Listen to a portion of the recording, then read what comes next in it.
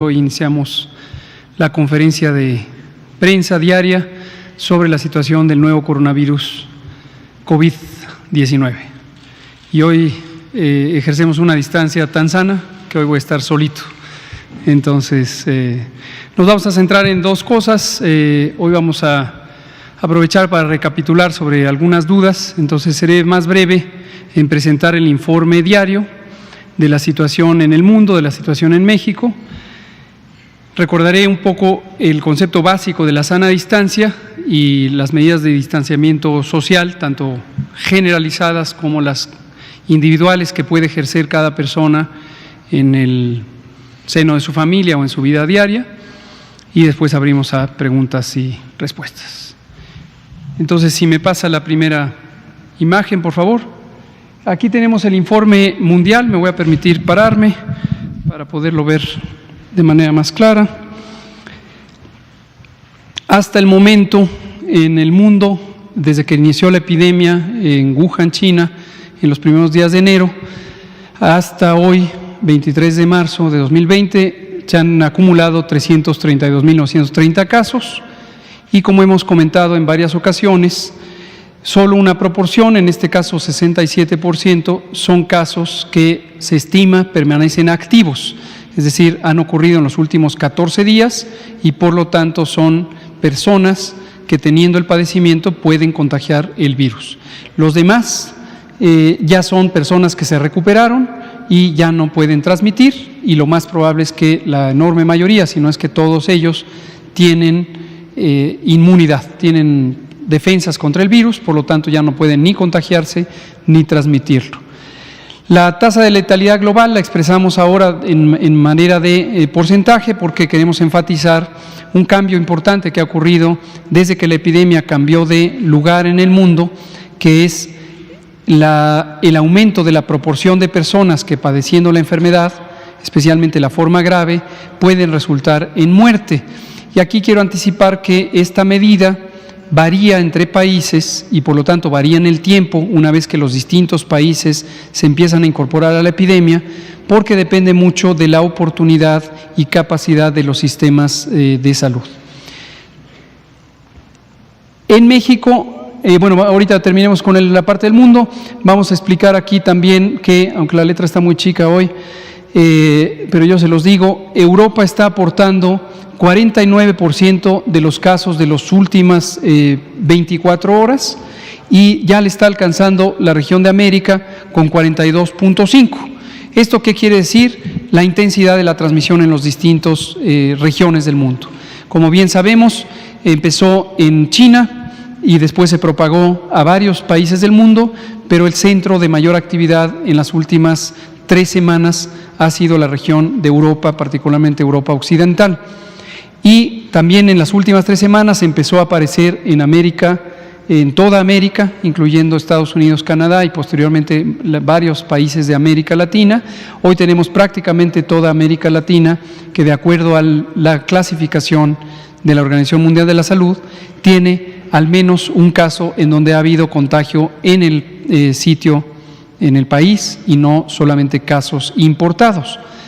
Esta señal, si pasamos a la siguiente diapositiva, que es la situación de México, es una señal importante porque tiene que ver con esta progresión que se espera la epidemia tenga desde la fase de importación del virus, importación de casos, posteriormente hacia la transmisión comunitaria y eventualmente en algún momento hacia la transmisión generalizada. Ahorita voy a comentar eso. Acumulamos ya 367 casos confirmados desde el inicio de la epidemia. Se han podido descartar, ahí se esconde un número 1, pero son 1.865 los que están en la casilla verde. 1.865 casos han sido estudiados como sospechosos, han sido en su momento tratados o manejados como sospechosos, esto quiere decir puestos en aislamiento hasta el momento en que se detecta y se confirma, o bien se descarta porque la prueba de laboratorio resulta negativa. Y en este momento siguen en estudio. Antes lo poníamos en un fondo amarillo, hoy lo ponemos ya en un fondo azul para no confundirlo con la escala de colores del mapa. 826 casos que han sido que están en este momento en estudio como sospechosos. Acumulamos ya 4 muy lamentables defunciones, los 2 casos fatales que habíamos anunciado en fechas previas, y se agregan 2 nuevas defunciones, una de una persona residente del estado de Jalisco, de 55 años de edad, que fue anunciada por las autoridades estatales en horas de este día, y otra nueva en la Ciudad de México, un hombre de 71 años. Importante, en ambos casos los antecedentes de riesgo incluían enfermedades crónicas, las que hemos señalado, en particular diabetes. En el caso de Jalisco, una persona que tenía diabetes y obesidad. En el caso de la persona que lamentablemente falleció en la Ciudad de México, un hombre de 71 años que además tenía diabetes e insuficiencia renal. En la escala de colores del mapa, que está representada aquí arriba en esta escala de colores, lo que vamos mostrando es cómo la intensidad de la transmisión empieza a cubrir distintas áreas del país o distintos estados del país, pero sobre todo lo que hemos advertido desde hace algunos pocos días, que la zona metropolitana de la Ciudad de México, que incluye la Ciudad de México propiamente dicha y la zona conurbada, que es territorio del Estado de México, indudablemente va a ser la zona de mayor transmisión. Esto sencillamente porque la alta densidad poblacional de esta región es uno de los elementos que fomenta la transmisión. En el Valle de México reside un poco más del 25% de la población de todo el país, y por ello no debemos pensar que cada región tiene que tener la misma velocidad de acciones o la misma intensidad de acciones de prevención y de control. Desde el viernes pasado acordamos con el gobernador del Estado de México, con la jefa de gobierno de la Ciudad de México, que era conveniente que nos mantuviéramos muy bien coordinados, como nos mantenemos hasta el momento, pero también que la zona metropolitana tuviera la posibilidad de tomar decisiones aplicables a esta región y esperablemente pudiera tener adelantos de algunas acciones que eventualmente pudieran no ser pertinentes todavía para el resto del país. Esto corresponde precisamente con el esquema regionalizado que habíamos anunciado desde todas las semanas anteriores en la tabla que poníamos todos los días, donde hablábamos de los 3 escenarios y de las intervenciones correspondientes. Respecto a las características de los casos, tenemos todavía 11% de personas que han tenido enfermedad suficientemente importante como para requerir hospitalización, y 89% de personas que no han requerido hospitalización porque su enfermedad es suficientemente leve como para que puedan ser simplemente puestos en un aislamiento voluntario preventivo, que no contagien y se recuperen, como suele pasar en esta enfermedad en la mayoría de los casos, en forma espontánea, en una enfermedad que tiene algunos síntomas que son incómodos, son molestos durante algunos días, pero no afectan significativamente el funcionamiento de los distintos sistemas y órganos del cuerpo, y tampoco ponen en peligro la vida. La distribución por sexos hasta el momento tiene esta particularidad: 37% son mujeres, el resto son hombres. En realidad no existe una razón conocida por la que pudiera haber esta distribución relacionada con el sexo. Lo que muy probablemente refleja también es los patrones de movilidad y por lo tanto los riesgos de contagio que existen en uno y otro géneros. También aquí un asunto que es importante es los distintos estados de salud que tienen las personas que hasta este momento se han acumulado como casos confirmados.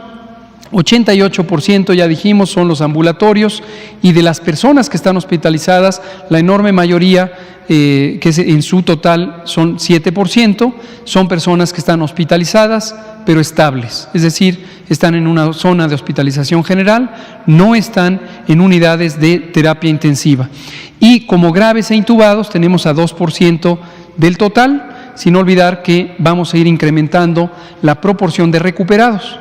Ayer habíamos anunciado 1%, hoy estamos subiendo a 2%, y lo esperable es que en la medida en que este enorme porcentaje de personas que se recuperan espontáneamente lo vayan logrando, este porcentaje de recuperados va a aumentar progresivamente. La siguiente. Esta es una información nueva que me gustaría compartir con todas y todos ustedes, también allá a la audiencia. La fase 1 o el escenario 1 se define como la situación en donde los casos vienen de fuera. Esto ocurrió al inicio de la epidemia, son aquellos casos que personas, ya sea residentes de México o ciudadanas mexicanas que viajaron al exterior, se infectaron en el exterior y regresaron. Posteriormente se agregó otro tipo de relación con la importación, que es personas que vinieron de visita desde el exterior y contagiaron a personas en México.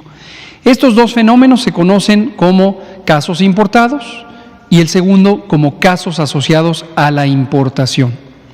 Y hemos definido desde hace varias semanas la existencia de una primera generación de contagios que ocurre cuando personas que viajaron pueden contagiar a alguien que no viajó. Mientras se mantenga ese patrón, no nos salimos todavía de la fase 1 porque tenemos la enorme posibilidad de rastrear e interrumpir las cadenas de transmisión.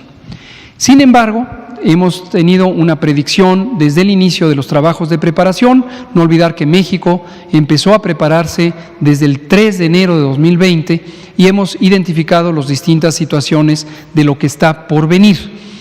Y en ello identificamos que irremediablemente, conforme aumente el número de casos, nos empezaremos a encontrar situaciones en donde se vuelve crecientemente difícil hasta llegar a ser imposible el rastrear cada cadena de transmisión. Pero además, cuando ese número de casos empieza a aumentar, ya no solo se vuelve imposible, sino se vuelve muy poco útil el intentar perseguir o rastrear a cada uno de esos casos y cada uno de esos contactos y sus cadenas de transmisión. Esto, y por eso ponemos esta tabla desde hoy, es un proceso gradual. No ocurre de un momento a otro, no ocurre con un caso más. Entonces, lo digo porque la declaración o la identificación de un cambio de etapa o de escenario, por ejemplo, del 1 al 2 o del 2 al 3, es un proceso gradual. No es una situación en donde de un día para otro ya uno pueda decir, aquí ya cambiamos de fase. Lo puede uno decir, pero en realidad es una situación arbitraria, poco realista respecto a lo que está ocurriendo.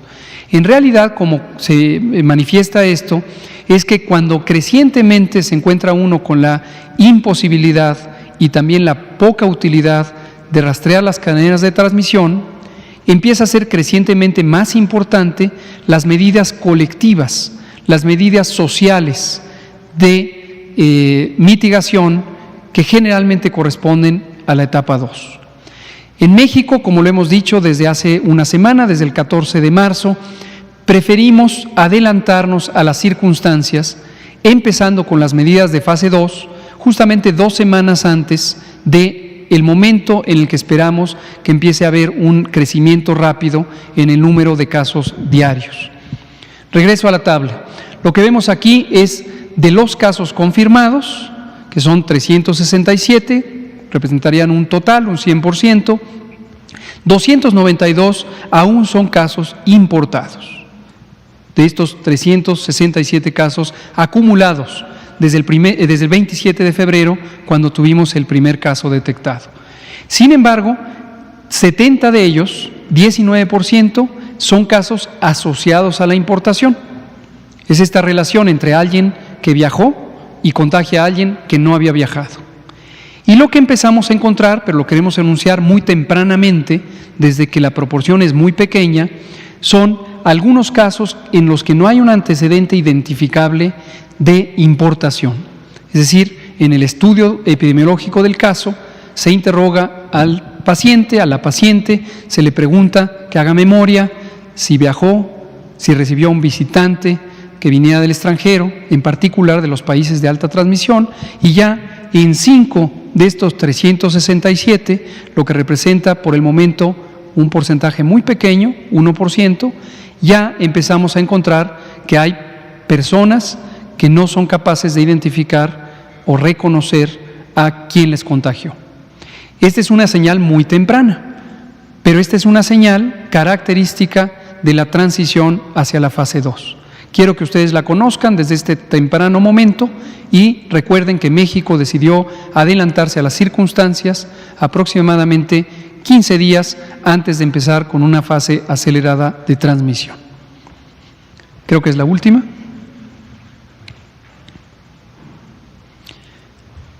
Vamos a abrir entonces a preguntas y respuestas.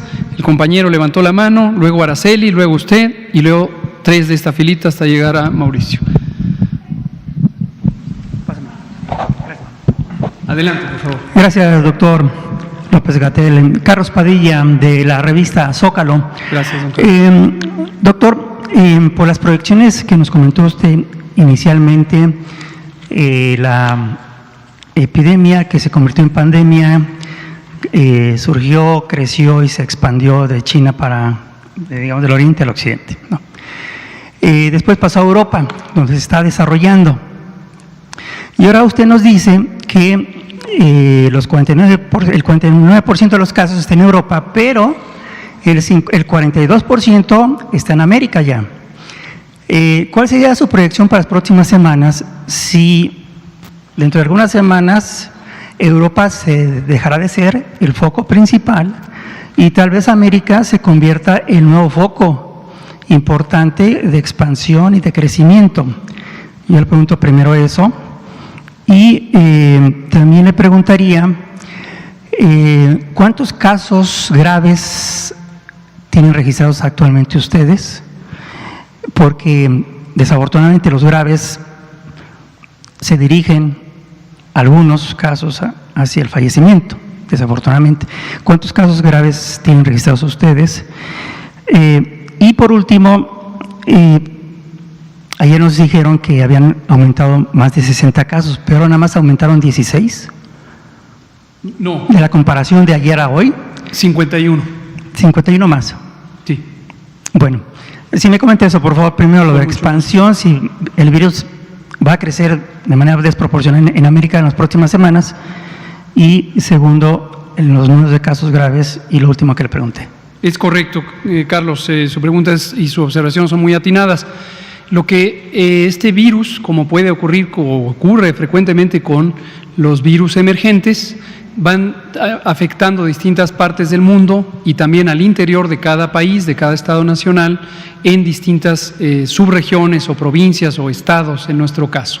Esto ocurre porque el virus no se propaga de una manera uniforme, dado que la mecánica de transmisión no es por un medio físico, como pudiera ser el aire abierto o el agua, etcétera, sino es de persona a persona. Los patrones de transmisión, por lo tanto, están gobernados por los elementos de la densidad de población, es decir, en un área física dada, si hay muchas personas o hay pocas personas, y también por los elementos de movilidad. ¿Por qué Europa específicamente? No hay una razón que uno pudiera anticipar como única, pero sin duda la región de Europa, particularmente occidental, es una región, por sus características económicas y políticas, de importante afluencia y movilidad de personas. En Europa no hay fronteras físicas, por lo menos en lo que está definido como la Unión Europea.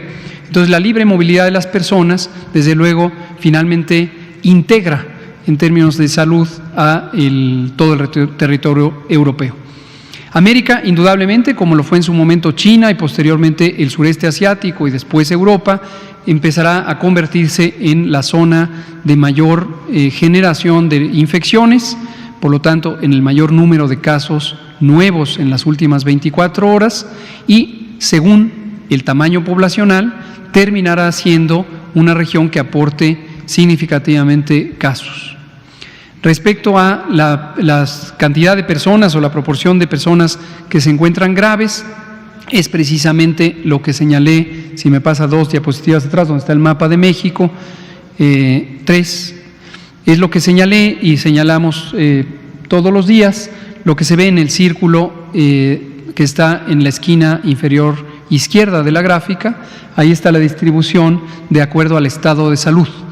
Lo que está en verde, con un 84%, son las personas que tienen enfermedad leve.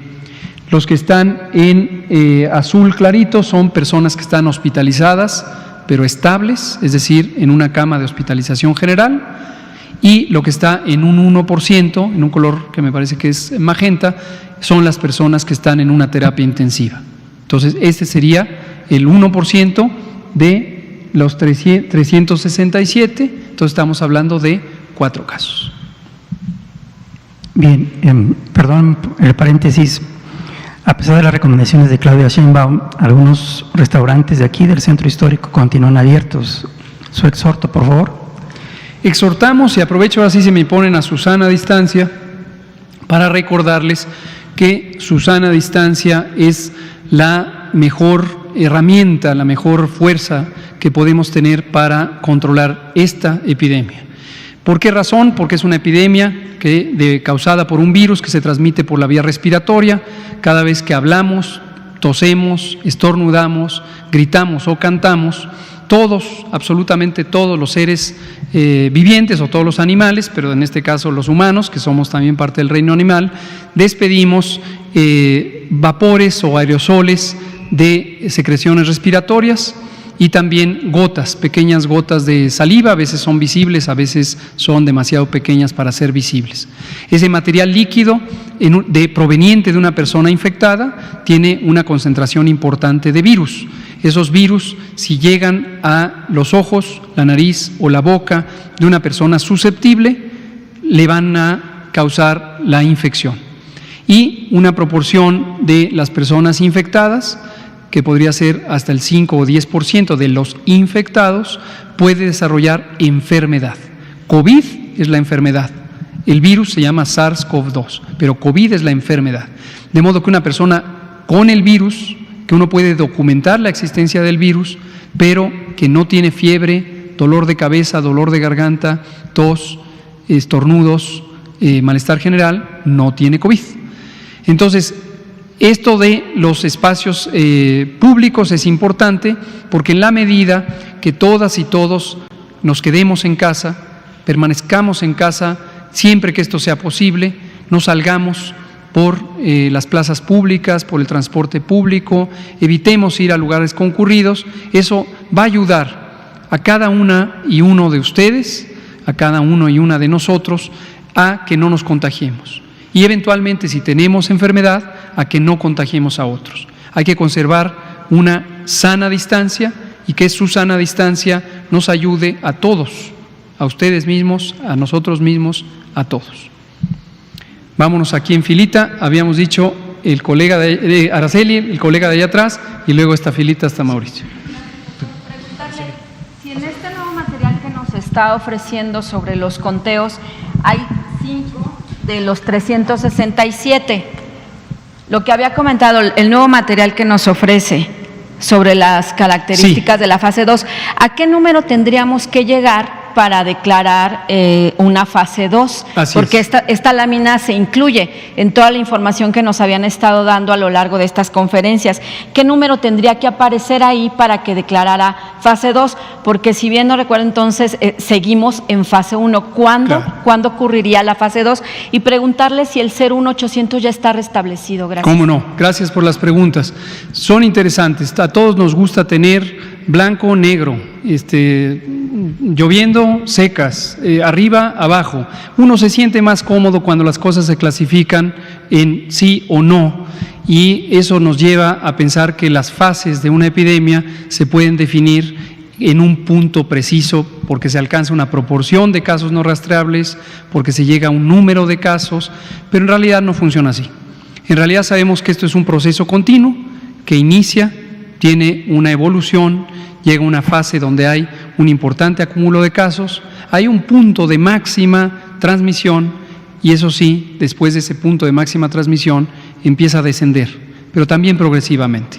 Hemos dicho, preparémonos para una epidemia larga porque si tenemos éxito en retardar la transmisión, vamos a tener una epidemia larga.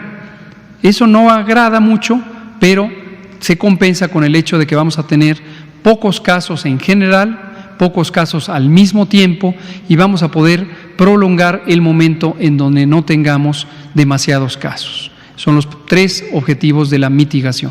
Entonces, atendiendo a la pregunta, no hay una cifra preespecificada, un umbral, un punto de referencia. Más bien lo que hacemos es que todos los días en nuestra unidad de inteligencia epidemiológica y sanitaria revisamos la información y entonces esa información nos permite tener señales que nos orientan sobre cuáles son las intervenciones que debemos aplicar en cada momento. Precisamente por eso tomamos la decisión de adelantarnos a las circunstancias. En el mundo se va conociendo sobre cómo funciona la epidemia, sus características, sus mecanismos de alteración de la sociedad y de las personas, y pudimos conocer la epidemia, cómo se comportó en los países europeos. No queremos que nos pase lo que ha ocurrido muy desafortunadamente en los países europeos, en donde en un momento dado hubo un retardo en algunas acciones que pudieron haber quizá prevenido este escalamiento tan acelerado. El escalamiento acelerado lo vamos a tener, que no haya duda. Va a haber un momento en el que en México los casos estén progresando, multiplicando de manera muy acelerada. Pero cuántos casos lleguemos a tener durante esa fase de cambio rápido, eso depende de las medidas de mitigación comunitaria masivas que hemos puesto ya en vigor. Entonces, lo que hicimos fue adelantarnos, es indistinto si le llamamos 1 o 2, de momento eso no es informativo, lo que dijimos es tenemos que actuar. Lo que va a ocurrir es que vamos a lograr retardar la transmisión y de todos modos vamos a estar apreciando, no sé si día con día, pero por lo menos cada algunos pocos días, que perdemos la trazabilidad de los contagios, lo cual ya será irrelevante porque ya tendremos en práctica las medidas comunitarias. Perdón, porque de hecho la OMS había dicho que ya estábamos en fase 2. Es por eso mi pregunta. No, porque la OMS no usa este tipo de clasificación. Usa el mismo modelo de algunas características que ocurren en cada etapa de la epidemia, pero la idea precisa de decir 1, 2 y 3, o por ejemplo la OMS de hecho usa 4 fases, es muy variable. ¿Sí? Ya pasó de casos importados únicamente a hoy transmisión local. Ese cambio ya lo hizo. ¿Eso en México qué implica? ¿Ya estamos fase 2, sí o no? A ver, lo retomamos. Esto que hoy se hizo notorio en el informe de la OMS, en el informe diario, atiende a que la OMS solo tiene en ese informe 2 puntos, que son los que aparecen en el mapa. Si nos regresamos, vamos a guardar un momentito a Susana distancia y vámonos a el mapa de la OMS, el mapa global. La OMS solo clasifica de 2 maneras. Solo hay casos importados, es el tipo 1, o además de casos importados hay casos comunitarios. Y de esa manera ha ido coloreando el mapa. La importancia de eso para la OMS, que vela por la salud global, es que le da una mejor noción de la dispersión comunitaria en los países. Nosotros tenemos casos de transmisión en la primera generación comunitaria, como los tenemos ahí documentados, tenemos 20% de ellos, o casi 20%, y para la OMS estos ya son casos comunitarios. No hay ningún problema. Efectivamente son contagios que ocurrieron en el interior del país. Eso no es algo que por el número nos lleve a que un día fijo ya hay una fase 2 o en su momento una fase 3. He dicho, es un proceso gradual y vamos a ir viendo cómo progresivamente aumenta la proporción de aquellos contagios que ocurrieron en el país y se mantiene fija o cambia muy poco aquellos contagios que provienen del exterior. Seguía ahí el compañero y luego nos vamos aquí por la filita. 01800, bueno ya no es 1, el 800-0044-800 ya sirve desde la semana pasada, nunca dejó de servir, pero lo que sí tuvo es una gran saturación. Y ahora hicimos una expansión, mi agradecimiento a el equipo de Política Digital Nacional aquí en Presidencia y también al ingeniero César Vélez, el director de Tecnologías de Información en la Secretaría de Salud, que trabajaron muy afanosamente para profesionalizar y expandir nuestra capacidad del número de atención a los ciudadanos. Vamos, está usted y luego la filita, por favor. ¿Qué tal? Buenas noches, Pancho Parra para el Mañana News de La Octava. 2 preguntas. La primera tiene que ver con la parte de la transición de fase 1 a fase 2. La encuesta del doctor Alejandro Moreno en El Financiero revela que al menos en la Ciudad de México hay una gran aceptación a las medidas de Susana distancia, básicamente, rondando de 82% que dicen que sí es necesario no acudir a, más bien cerrar negocios como bares y restaurantes, hasta 94% que dicen no a los conciertos masivos. En ese mismo contexto y para ir mitigando, bajando la curva, diversos gobiernos y disposiciones en la Ciudad de México, en el Estado de México y otros gobiernos locales han empezado a hacer llamamientos casi obligatorios a que la gente no salga, e incluso ciertos gobiernos locales utilizan la palabra toque de queda. Eso es muy preocupante en términos jurídicos, y querría ver si de parte de la Secretaría de Salud, cuando lleguemos a la fase 2, porque vamos a llegar, ya nos dijo, se van a tomar estas disposiciones legales serias, ¿no? Y la segunda pregunta es respecto a la capacidad del sistema de salud, que ya se ha estado comentando aquí en las conferencias. Hay una proyección del maestro Jorge Galván, donde con un modelo que ha estado circulando, proyecta que en el pico máximo podríamos llegar a utilizar 86,000 camas. Tenemos esa capacidad, sí, no, sé que se van a adaptar algunas, y en esta misma medida quisiera preguntarle ¿qué consideraciones se está tomando con el personal de salud? Porque en los chats y grupos en redes sociales de doctoras, residentas, médicos internos de pregrado, etcétera, se comenta mucho esto, se sienten bastante abandonadas. Los encargadas de instrucción les dicen, pues tráete tus 8 cambios, consigue tus máscaras y demás. Están los screenshots, circulan, de buena fuente los conozco, y sé que ustedes no los quieren dejar abandonados y que también navegan con un presupuesto raquítico que ojalá cambie dada esta circunstancia. Esas serían mis 2 preguntas, grosso modo, disculpe. Con mucho gusto, muchas gracias por sus preguntas. Empecemos por la última y primero aclarando lo que usted afirma, navegan con un presupuesto raquítico, pues es algo que no es verídico, así de simple. Es decir, esta idea que suele ser especulativa, no basada en datos, de la inexistencia de financiamiento, no la hay, ya lo hemos explicado. Mañana precisamente vamos a comentar un poco más, aprovechando el pulso de la salud. Sí que nos centramos en los aspectos que le son trascendentes. El presupuesto de salud en general en México históricamente ha sido un presupuesto menor a lo que podría ser deseable.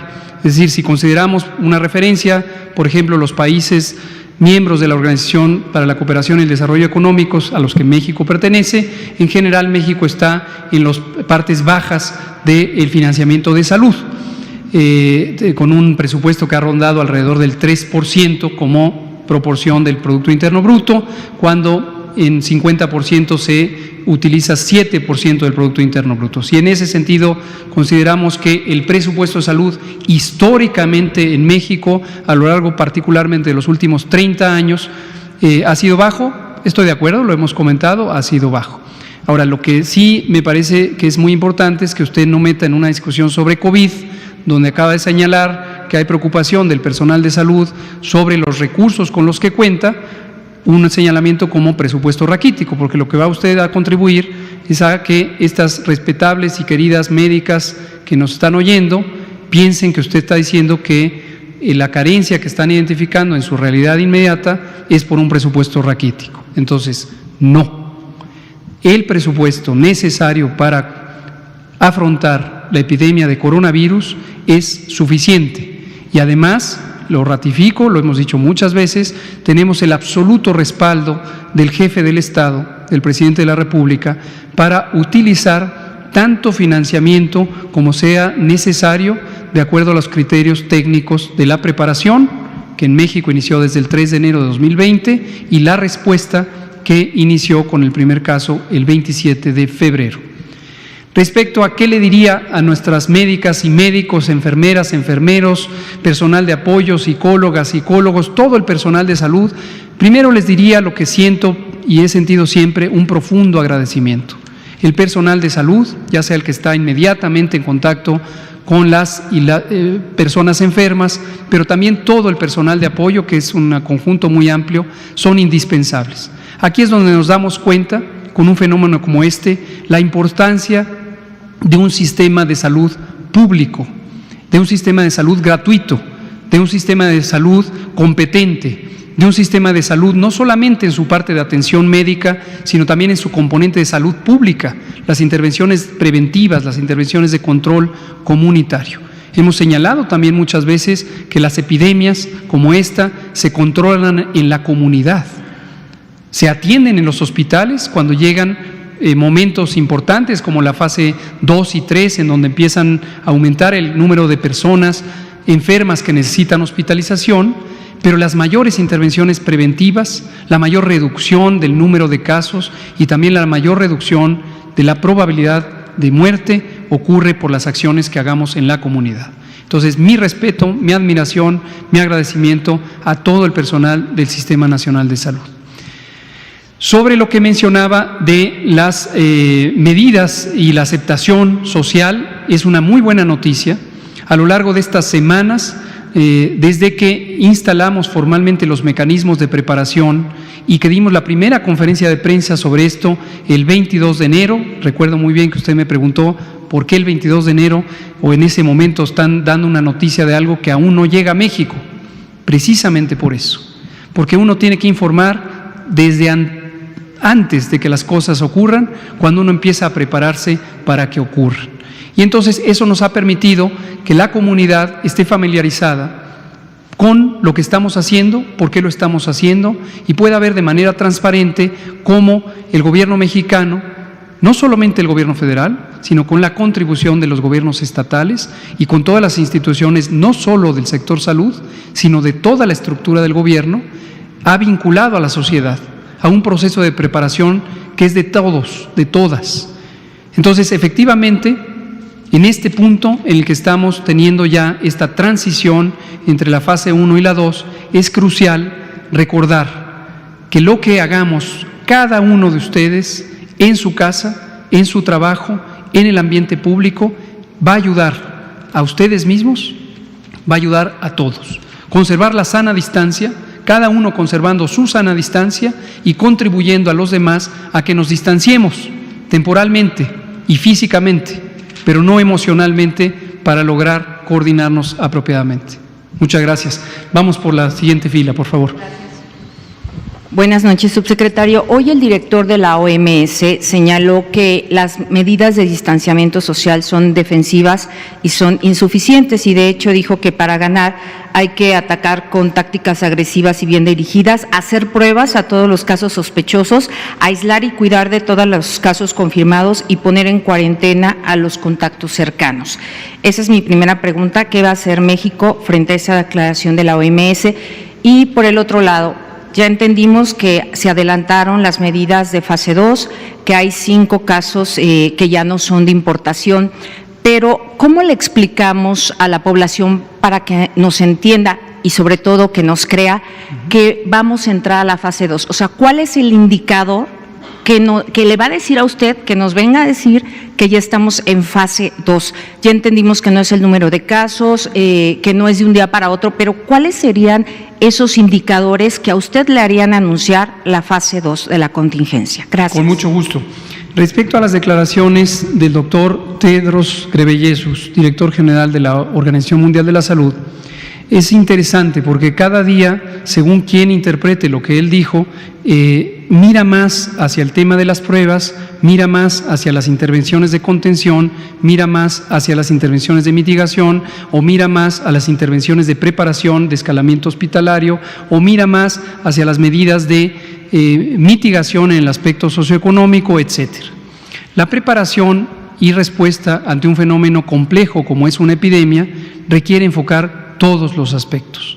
Algunos que también aquí hemos comentado es, por ejemplo, el miedo social, la ansiedad. Esta es una reacción humana, natural, que hemos evolucionado con ella, no solo los humanos, sino también las distintas especies animales, como un mecanismo de protección. Sin embargo, cuando el miedo se exacerba, aumenta y nos ofusca la razón, empezamos a tener percepciones desmesuradas, percepciones ya sea exageradas o distorsionadas de la realidad, que a su vez nos llevan a no enfocarnos, a no atender lo que es importante atender, sino distraernos con detalles.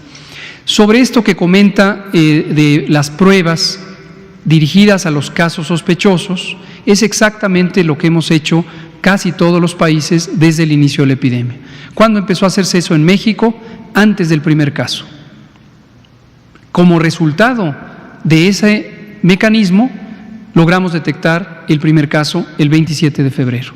Pero eso lo empezamos desde mediados de enero con el mecanismo precisamente que describe el doctor Tedros Ghebreyesus, que consiste en tener una definición de caso sospechoso, que en su momento era una persona con los síntomas característicos y el antecedente de viaje al inicio era a Wuhan, posteriormente a Hubei, posteriormente a Asia, posteriormente a una lista de 7 países, posteriormente a cualquiera de esos países más los de Europa.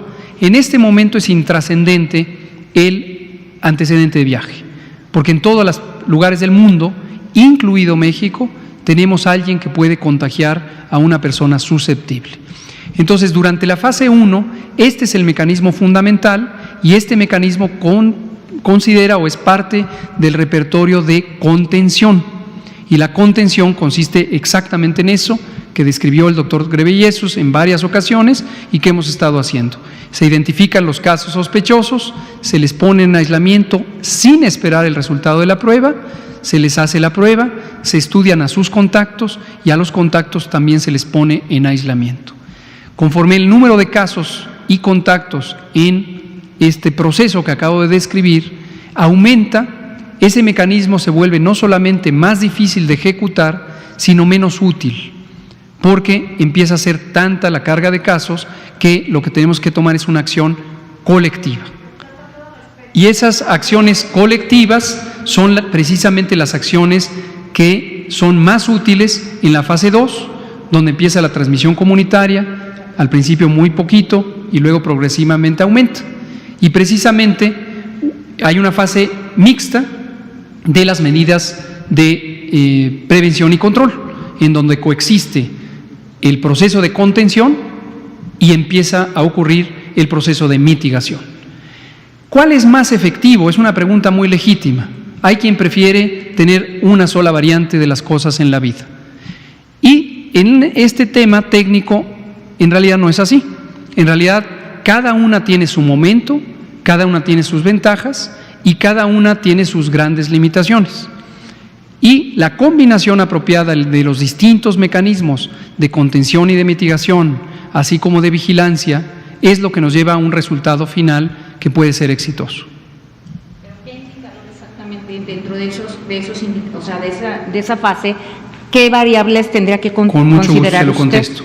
Esto es lo que hemos dicho casi cada día cuando ponemos esa tabla de colores, la podemos volver a traer, que explica o define o describe las características fundamentales de la fase 1, la fase 2 y la fase 3. En la fase 1 o escenario 1, la mayoría o prácticamente todos en el primer día y progresivamente menos de los casos son de importación. Puede haber casos de transmisión comunitaria, pero solamente en una primera generación de contagio. Yo estoy infectante, contagio a mi familiar directo, pero ya no contagio a nadie más. Ese familiar ya no contagia a nadie más. Eso es la situación 1. Y en general existen algunas decenas de casos. Posteriormente, y de manera continua, de manera progresiva, empieza a perderse la trazabilidad de los casos. Aquí lo acabamos de mostrar, tenemos hasta ahorita 1%, irá creciendo, 2, 3, 5, 7, 20, llegará un momento en que los casos no son trazables. Esa es una de las características de la fase 2. Hay transmisión más allá de la primera generación y el número de casos se cuenta por centenas. Además, los casos se agregan geográficamente y empezamos a tener brotes comunitarios. Brote en una escuela, brote en una colonia, brote en un sitio de trabajo. Finalmente, este mismo proceso, que no ocurre en fases arbitrariamente segmentadas, sino en forma continua, empieza a conglomerar esos brotes comunitarios, porque a lo mejor ya no se ocurrió en una sola escuela, sino en 2 o 3, ¿no? Y empezamos a contar millares de casos, y ya hay una absoluta imposibilidad, pero además inutilidad de intentar trazar cada uno de los casos.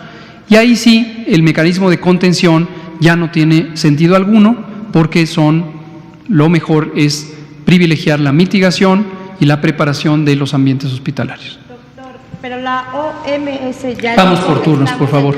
La siguiente. Buenas noches, doctor Gatell. Armando Jefferson, del diario 24 Horas. Son 3 preguntas muy breves. Primera es, ¿por qué varios estados de la República, incluyendo la Ciudad de México y Estado de México, han decretado sus propias medidas de higiene y sanidad?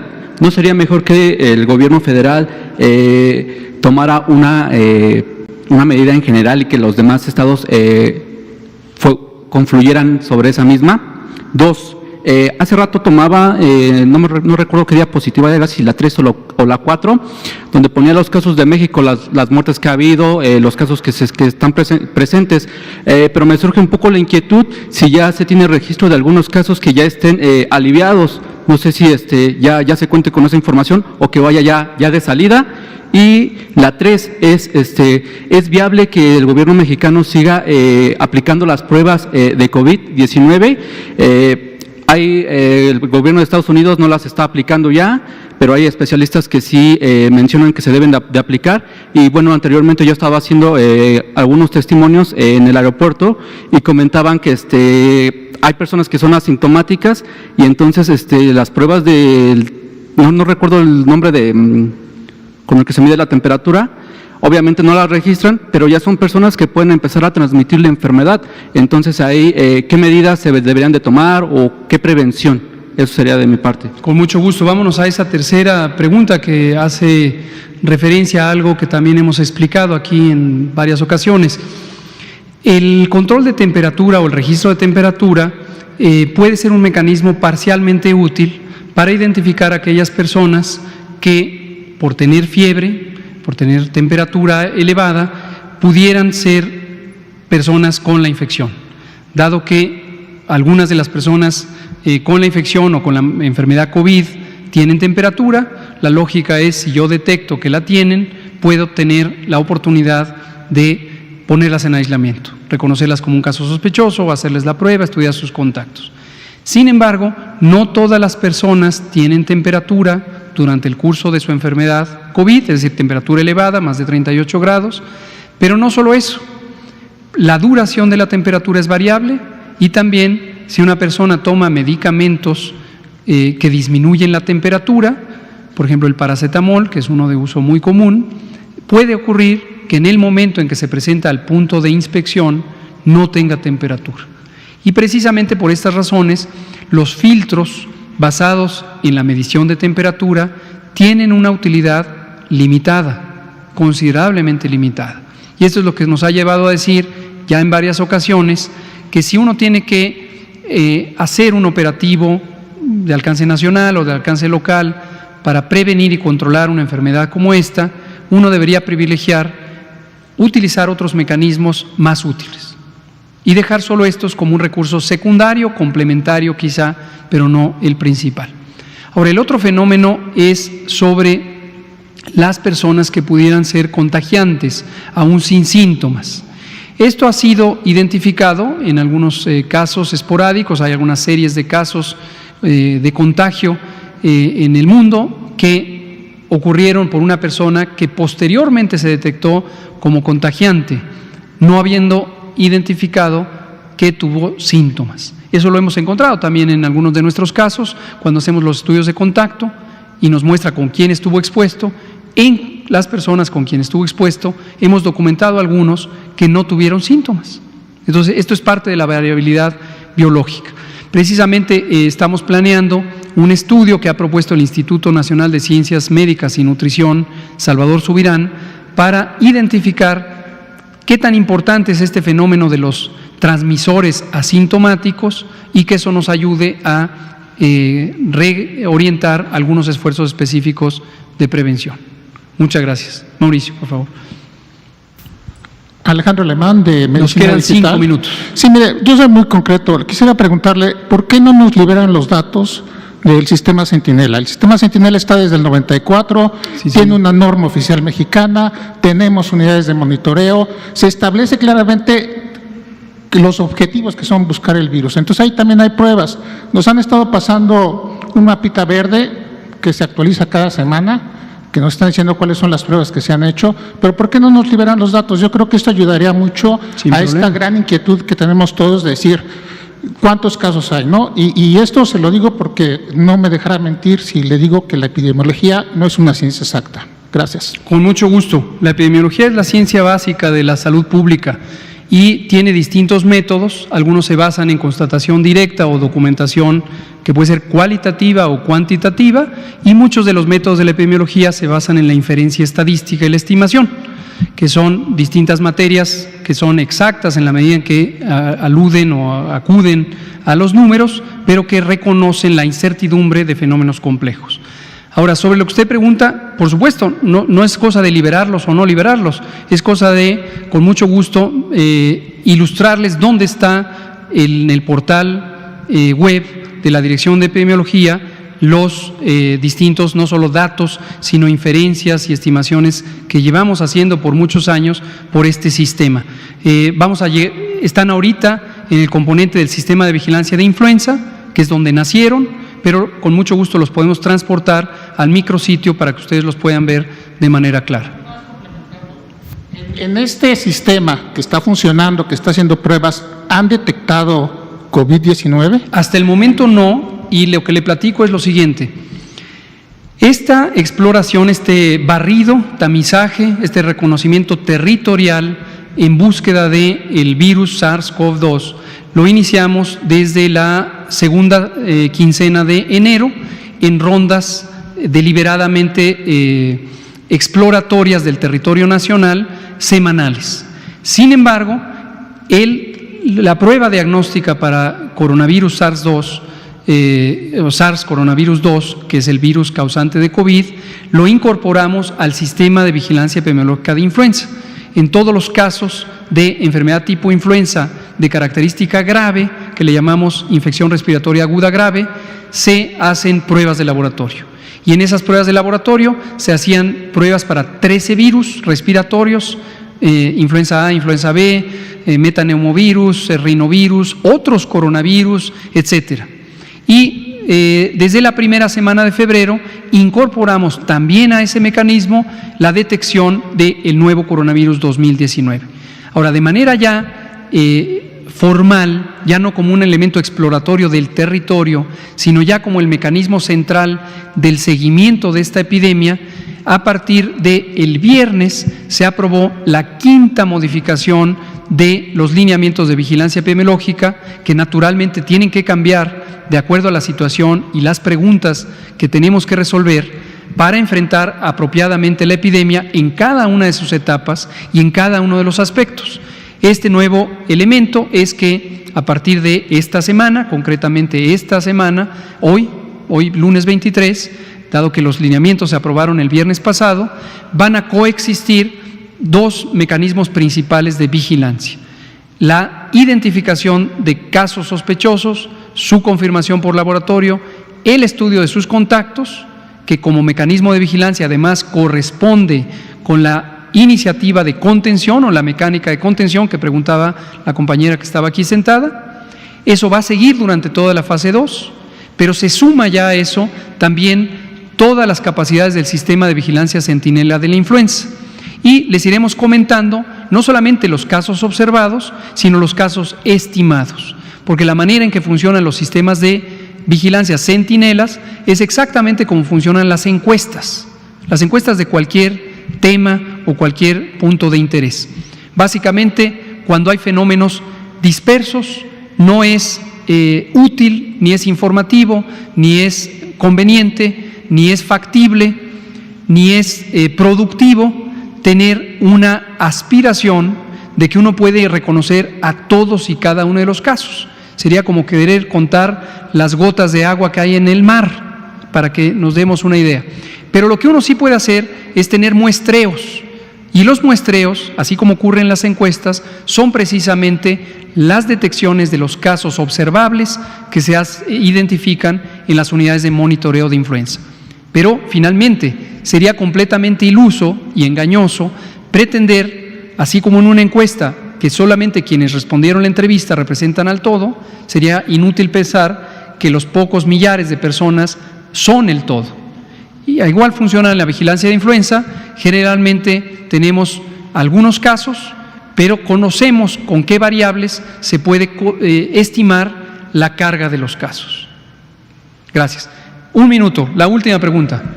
Nada más para saber el estado de salud de los 3 bebés que fueron diagnosticados, uno en Jalisco, el de Jalisco justamente venía de España, los otros 2 no tenían referencia de viaje, Yucatán y la Ciudad de México, y bueno, el ejército va a tomar 10 hospitales. ¿Cuáles son? Sobre todo porque al parecer iba a haber 20 hospitales COVID y ya se están, digamos, reprogramando las citas que tenían los pacientes comúnmente. ¿Cómo está el tema? Gracias. ¿Cómo no? Mañana, aprovechando el pulso de la salud, vamos a dar detalles precisamente sobre esto que llevamos una semana y media comentando, desde que el presidente lo instruyó, que consiste en cuál es la colaboración que vamos a tener por parte del plan DN3E, que es el plan de apoyo a la protección a la población civil por parte del Ejército, y del plan Marina.